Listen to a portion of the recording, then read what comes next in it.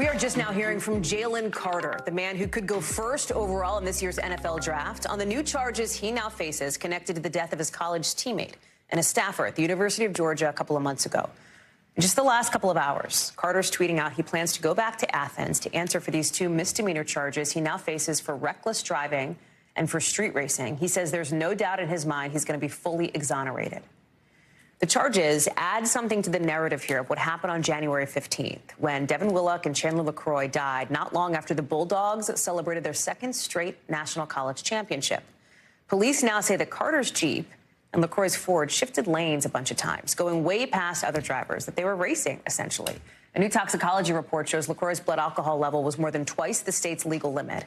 And data from the car shows she was going 104 miles an hour at the time of the crash. Shaquille Brewster joins us now from Atlanta. Okay, so, you know, we answer the question. This has now reached the level of it is significant national news, right? Because you've got somebody who could be first in the draft, right, for the NFL, which there's obviously huge interest around. There's this horrific crash that happened that led to the deaths of two people.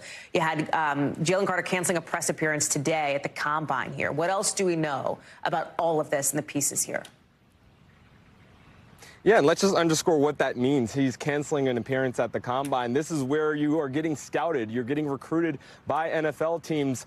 So this has big implications for his career in the future. But what we know right now, we don't know his specific location, but in that statement that you read, it was clear that he intends to go back to Athens, presumably to turn himself in. And you ask about his role in that accident. Police are saying essentially that he was racing the car that ultimately crashed and led to the death of those two victims, one being a fellow teammate, the other being a member of the recruiting staff.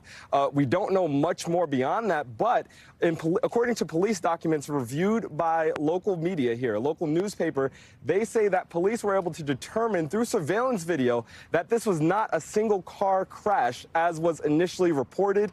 Instead, they say their review was able, and their investigation was able to determine that there were two Georgia players driving at the scene as that accident was taking place. So still a lot more to learn, but you definitely see that warrant being issued, and we know his intention at this point is to go back to Athens. We're not even 2 months out from this, you know, sort of horrific thing that happened to the Georgia community here, the deaths of these two people. The emotions are still so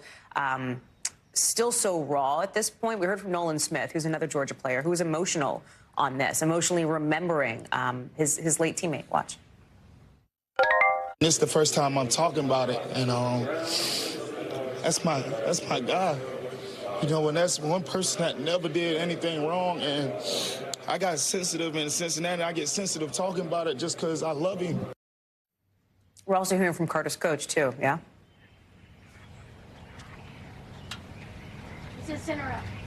Sorry, Hallie, say that one more time. I think we're hearing from Carter's coach as well.